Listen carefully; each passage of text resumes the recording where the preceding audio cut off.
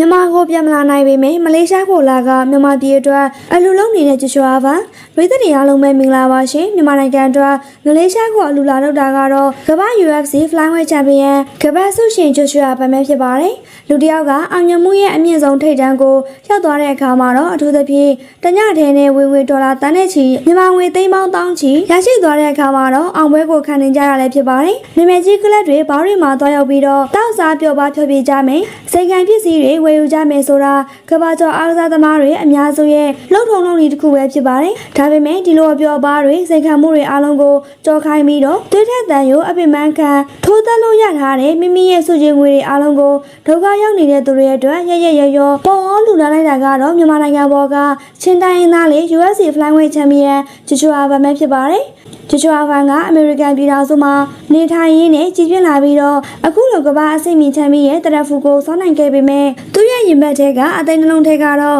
အမြဲတမ်းမြန်မာနိုင်ငံမှာပဲရှိနေပါတယ်နိုင်ငံတကာမီဒီယာတွေရဲ့ကင်မရာမီးရောက်ဆုံးအောက်ဒီဘက်မှာဖြစ်ဖြစ်ကမ္ဘာကျော်အင်တာဗျူးတွေမှာပဲဖြစ်ဖြစ်သူကမြန်မာနိုင်ငံချင်းတိုင်းသားတယောက်ဖြစ်ကြောင်းကိုရှင်ကော့ပြီးတော့ဂုဏ်ယူဝင့်ကြွားစွာနဲ့အမြဲတမ်းထုတ်ဖော်ပြောဆိုလေးရှိပါတယ်မိမိရဲ့ဇာတိမြေမိမိရဲ့လူမျိုးကိုဘယ်တော့မှမမေ့ပြောက်သွားပဲနဲ့သူ့ရဲ့စိတ်ဓာတ်ကတော့လူငယ်တွေအားလုံးအတွက်တကယ်ကိုအထူးယူစရာကောင်းပါတယ်အခုဆိုရင်သူက UFC မှာချန်ပီယံကပတ်ကိုအောင်မြင်စွာကာကွယ်နိုင်ခဲ့ပြီဖြစ်လို့သူ့ရဲ့ဆန္ဒကမိခင်မြန်မာနိုင်ငံကိုပြန်လာပြီးတော့သူ့ကိုချစ်တဲ့ပြည်သက်တွေနဲ့အတူအောင်ပွဲခံချင်တာပါဒါပေမဲ့လက်ရှိနိုင်ငံရေးနဲ့လုံခြုံရေးအခြေအနေတွေအရသူသိချစ်တဲ့မြန်မာနိုင်ငံစီကိုကိုယ်တိုင်ကိုယ်ကြပြန်လာခွင့်မရရှိနိုင်သေးပါဘူးပြန်လာခွင့်မရလို့ဝမ်းနဲ့နေရပေမဲ့သူ့ရဲ့မြတ်တာတရားနဲ့ကုညီချစ်စိတ်ကိုတော့ဘယ်ရာကမှတားဆီးလို့မရနိုင်ပါဘူးသူကသူ့ရဲ့ချန်ပီယံဆုချင်းငွေတွေအားလုံးကိုလက်ရှိမြန်မာနိုင်ငံမှာစစ်ပေးတန်းကြောင့်နေရာဆုံးအောင်ထွက်ပြေးနေရတဲ့အမိုးအကာနဲ့အစားအသောက်အကူအညီတွေအထူးလိုအပ်နေတဲ့စစ်ပေးချောင်ပြည်သူတွေအတွက်လူဒန်းသွားမယ်လို့ကဘာတိအောင်ကြေညာလိုက်တာလည်းဖြစ်ပါတယ်။ဒါက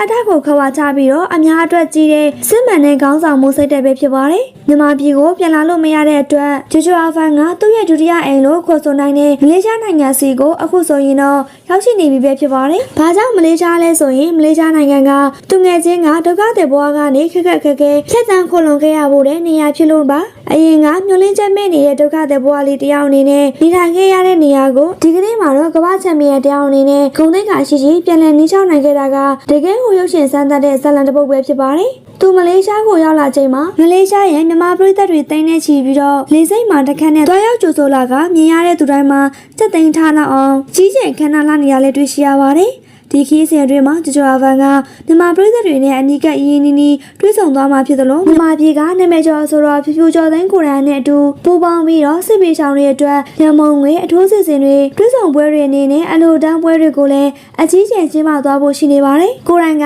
ပြည်ပမှာအောင်မြင်မှုတွေထိပ်တန်းရောက်နေပေမယ့်အမိမြေကဆင်းရဲဒုက္ခရောက်နေတဲ့သူတွေအတွက်မျက်ွယ်မပြူရတဲ့ငွေကြေးအလုံးကိုရရောနဲ့လူတန်းပေးလိုက်တဲ့ဂျွာဗန်ရဲ့လုပ်ရက်ကိုမြန်မာပြည်နိုင်ငံသားတိုင်းခုံရမယ်တမားဝင်မှတ်တိုင်တစ်ခုဖြစ်နေပါတယ်။ကဲဗီဒီယိုလေးကိုကြည့်ရှုအားပေးတဲ့ပရိသတ်ကြီးအနေနဲ့ရောမိမိတို့ရဲ့မြင်လေးမှာဘယ်လိုခံစားရလဲဆိုတာခေါင်းမှာရေးသွားပေးခဲ့ကြပါအောင်ရှင်။